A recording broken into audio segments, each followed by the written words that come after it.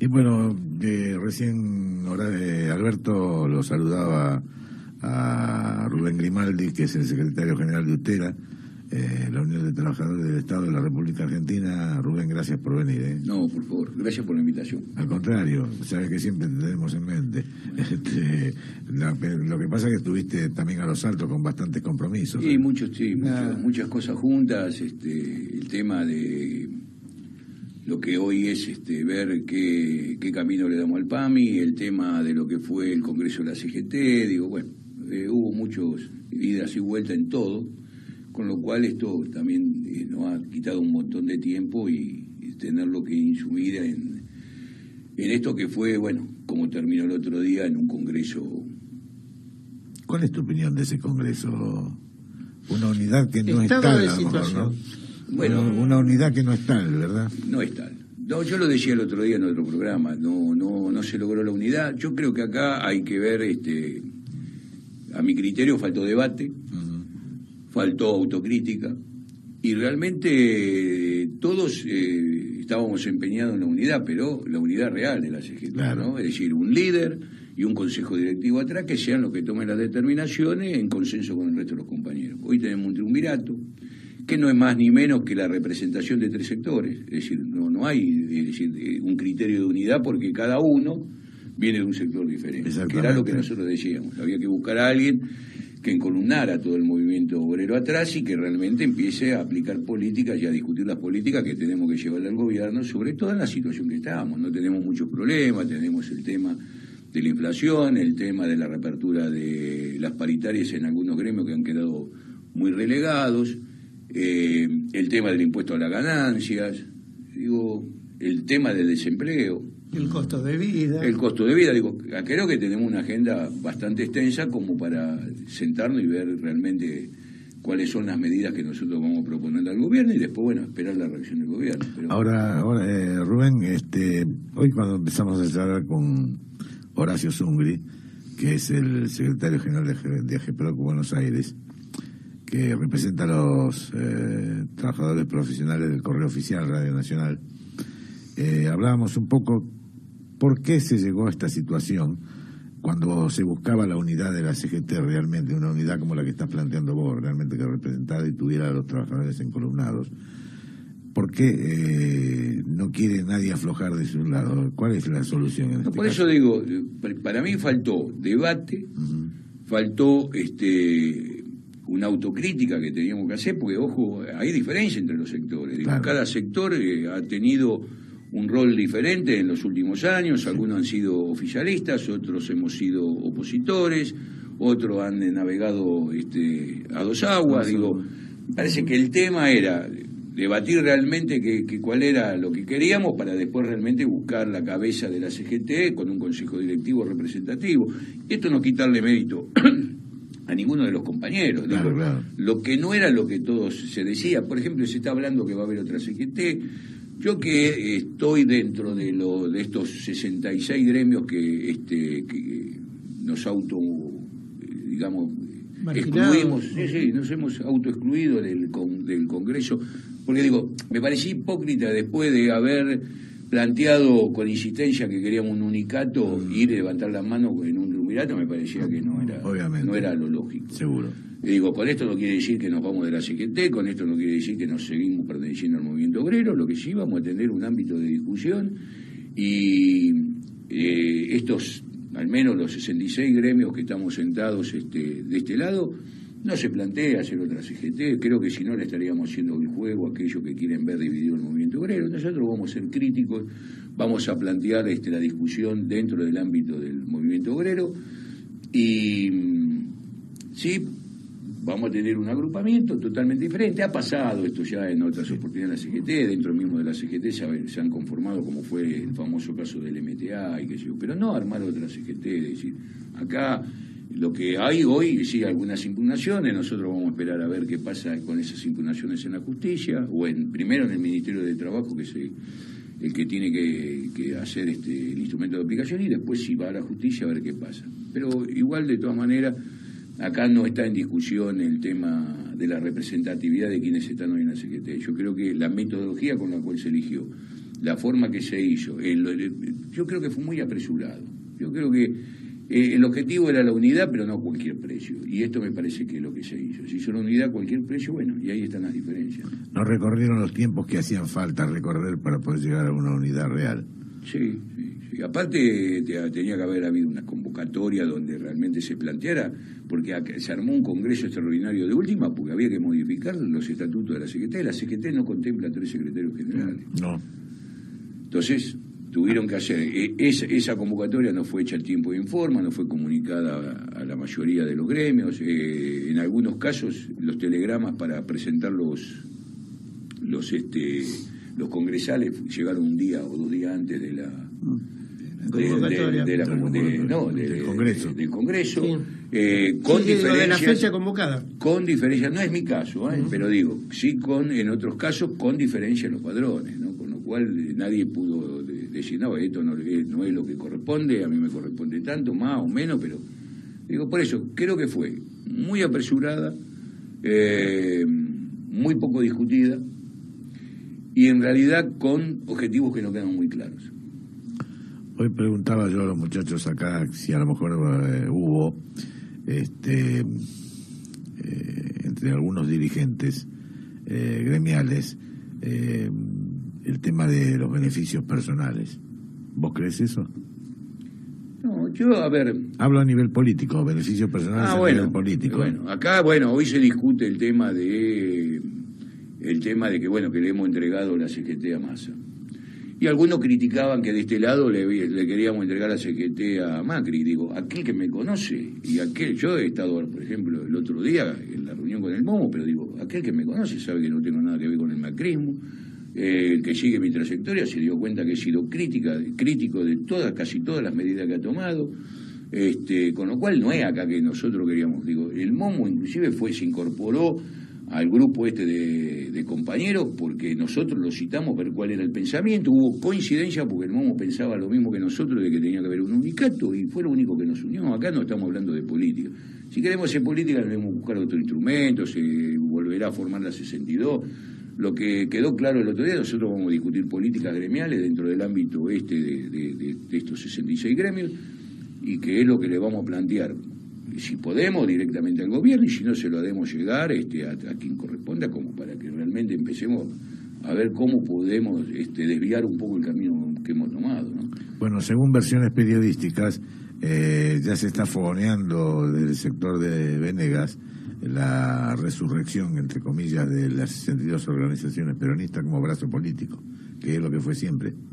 Sí, pero no tiene nada que ver, a ver, que quede claro, una cosa no impide la otra, pero ninguna de las dos tienen que ver.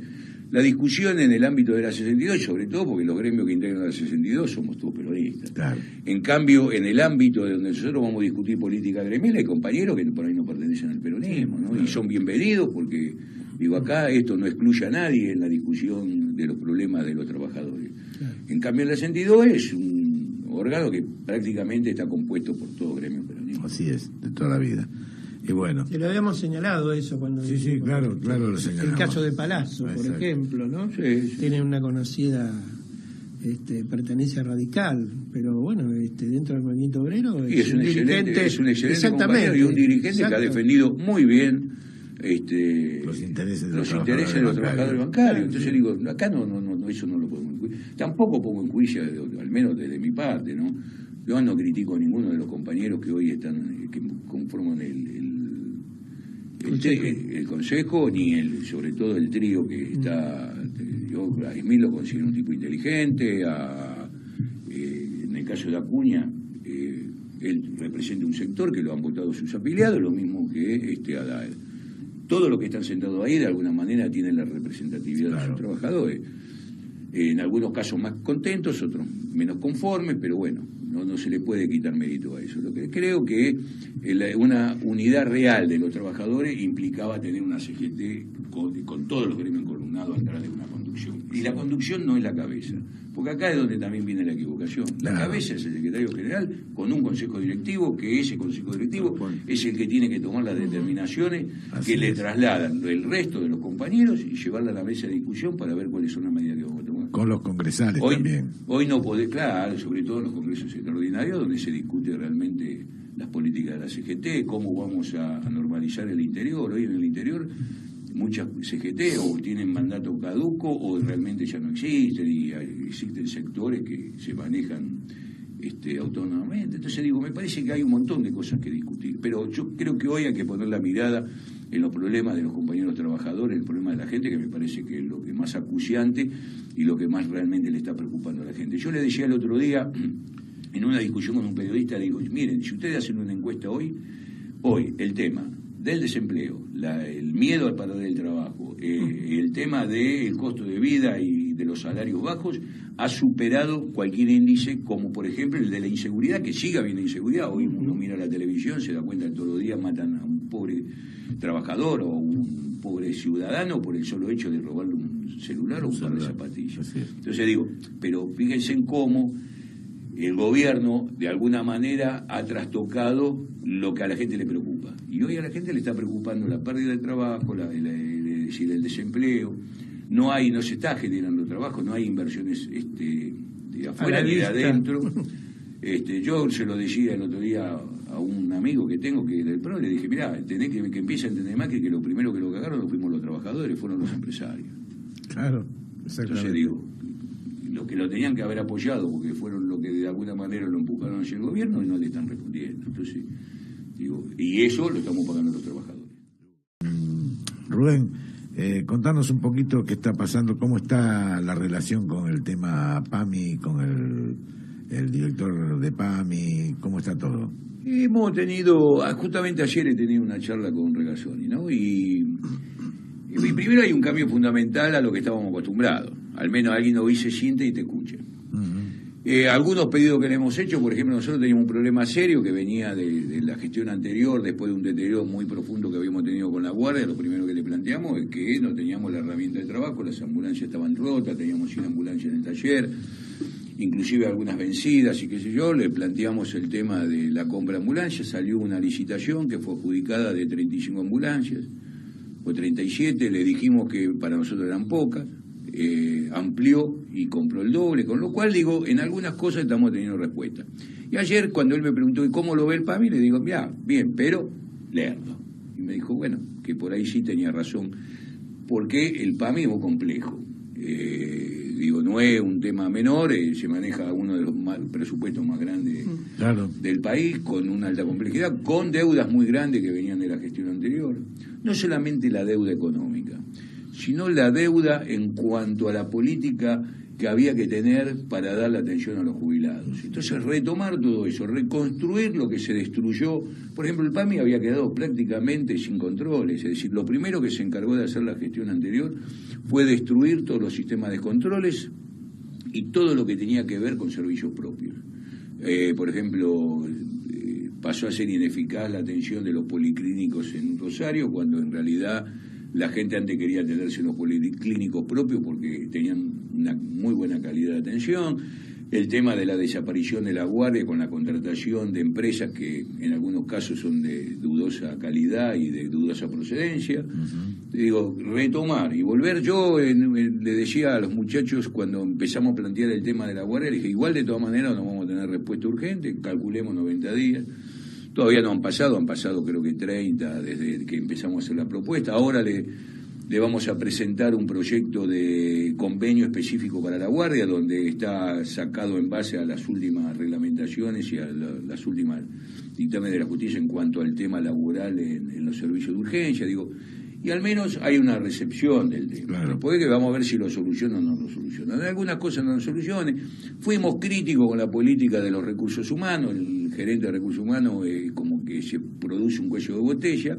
Y lo que no entiende el gerente de recursos humanos, que nosotros lo que estamos pidiendo no son cosas para nosotros, son necesidades de la gente, pase, traslados, recategorizaciones que vienen desde muchos años, sobre todo porque hoy la gente ve que la gente que está entrando nueva ya entra con el numerito puesto, y ellos que por ahí tienen años que vienen permaneciendo en el cargo no se lo pagan. Entonces, bueno, hicimos notar todo esto, creo que va a haber el lunes o martes con algunos asesores y con otros para poder definir, hacer más finita la petición, porque por hecho con Regazzoni lo que tratamos es lo macro. Bueno, y hemos hablado de la vuelta de la guardia propia del 139, que era el número de urgencia en Rosario, que es una barbaridad lo que hicieron. A los jubilados le daban un papelito con número de teléfono de una empresa, la cual el jubilado tenía que llamar a la empresa. Nunca supimos si el auxilio se hizo, no se hizo, si se internó. Digo, hemos perdido lo más importante que tenemos que tener, que es un tema de estadística para saber realmente cuál es la calidad y la cantidad de atención que tenemos que tener dentro de la guardia. También dijo que sí, que se iba a poner en funcionamiento, por eso vamos a tener reuniones. Digo, a ver, yo tengo muchos años adentro del PAMI. Claro. Regazzoni me parece un buen tipo. Ahora, tengo diferencias con alguna gente del equipo. Pero por lo menos te escucha. No, él me escucha, tenemos una buena relación. En el sentido de lo personal, discutimos, hay puntos que lo discutimos y lo discutimos en serio, pero digo, con respeto. Esto es lo que cuando antes alguien decía que algo no le gustaba, ya era el enemigo. Claro. Y acá yo le hice notar en un tema de medicamentos algo que está pasando, tomó nota y me dijo que se iba a poner a solucionarlo. Y ahora tengo otro pedido más, porque hoy participé. Mi hija está muy ligada al tema de discapacidad, porque en su momento inclusive estaba en la comisión de discapacidad de la CGT y tiene relación con todos los institutos de discapacidad. Nada que ver, no es que tenga un instituto. Claro. Ella lo que hace es una labor social. Y hoy me llama y me dice, mira, papá, va a haber una queja de los institutos de discapacidad, porque realmente vienen con un atraso muy importante de pago, y acá a los chicos y sobre todo los que están internados hay que darles de comer todos los días, hay que mantenerlo, hay que darle medicación. Y bueno, y ahí lo que me planteaba la gente, que decía que bueno, que no le estaban aumentando, que tenían grandes demoras. Bueno, lo que me comprometí es hacer una reunión con Regazzoni, y después lo voy a llamar y se la voy a pedir para que los atienda y que bueno, que la gente le explique la problemática. Yo no me puedo poner como intermediario porque hay pequeños detalles o hay cosas en atención que realmente la desconozco. Recién me quedó muy claro cuando vos hablabas, discutimos, pero bien, discutimos con respeto, porque hay gente que se equivoca cuando dice, se la pasaron discutiendo. Ojo, que discutir no es pelear. No. Y discutir, tenemos diferentes, por ahí sí, por hay supuesto, cosas que podemos tener diferentes puntos de vista. Lo bueno es discutirlo para ver con respeto, quién tiene la razón, ¿no? Claro, y aparte para crecer. Y lo que he notado que no es la primera vez, en varias reuniones que he tenido con él, cuando le digo algo que me parece que no está funcionando, él dice que sí. Y ya reconocer el error es el camino a tratar de enderezarlo y tratar de cosas. Y de solucionar el tema. Me parece que, igual de todas maneras, también le digo a los afiliados de PAMI, que todo este cambio que todos esperamos de una prestación eficiente, que realmente tengan los jubilados lo que se merecen, va a tardar un tiempo porque hay que arrancar creo que más abajo de los cimientos. Acá ya no hay que dejar unos cimientos. Menos 10. Hay muchas, por ejemplo, se han perdido muchas estadísticas, se han perdido un montón de cosas, que reconstruir todo eso también le va a costar a la nueva administración. Y no nos olvidemos que el PAMI es la obra social más grande que hay en el país. En Sudamérica. En Sudamérica. Sí. Me ganaste. Tenemos 5 millones y pico de afiliados. Claro. Hay que reconstruir todo el andamiaje. Otro de los temas que yo decía, que por ejemplo para concentrar fuerzas, hoy le decía a la gente de discapacidad que lo que tienen que pedir es que, porque parte de los discapacitados los tenemos nosotros y parte lo tiene el Ministerio de Salud a través del profe, que no funciona. No es que no funciona ahora, no funcionó nunca. Realmente son discapacitados de segunda, mientras que los que están por las obras sociales sindicales, por el PAMI o por las prepagas son de primera y los otros son de cuarta, por decirlo. Entonces digo, yo lo que decía hoy, que tenían que tratar de que los que están dentro del profe vayan y sean incorporados dentro del PAMI, porque nosotros tenemos la estructura. Claro. Entonces me parece que se aplicaría mucho mejor las políticas para los discapacitados saliendo de un solo lugar que la que el Estado tiene que tener. Y no así, que en realidad no ha dado resultados. Y ahí sí habría ahorro en muchas cosas. Sí, porque aparte a veces yo esto lo decía también con el tema del PAMI y por ejemplo, los municipios o las gobernaciones. A veces se hacen políticas similares donde se invierte 2 veces para hacer exactamente lo mismo. Exacto. Con lo cual tiene que haber una coordinación entre el PAMI y los municipios y las gobernaciones, como para tener políticas en común y gastar una sola vez bien, invertir todos, pero bien, y darle a la gente los beneficios que tienen que dar, porque acá queda todo incompleto, porque ni el PAMI lo da bien y ni los municipios lo dan bien. Claro. Entonces digo, creo que, por eso digo, hay un montón de cosas que hay que aceitar. Lamentablemente venimos de un país que viene yo digo no de la guerra, pero de una destrucción de lo elemental y de lo que es gestión impresionante. Para poder robar tuvieron que destruir todo.